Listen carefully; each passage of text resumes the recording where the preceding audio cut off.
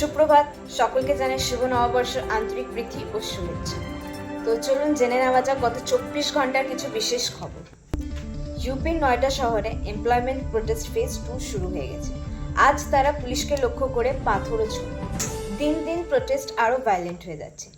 এর পরের একটি শকিং খবর হলো গুজরাটের এক রেসিডেন্সিয়াল বিল্ডিংয়ে একটি বৃদ্ধ মানুষ, যার নজর কমজোর থাকে, তিনি লিফটে উঠতে যান, কিন্তু লিফট আসার আগেই দরজা খুলে যায় এবং তিনি সোজা নিচে পড়ে যান এবং তার প্রাণহানি হয়। এরপরের খবর, কর্ণাটকায় একটি হাতি কুয়োতে পড়ে যায় এবং গ্রামবাসী রেস্কিউ টিম সেই হাতিটিকে অনেকক্ষণ চেষ্টা করার পর উদ্ধার করে।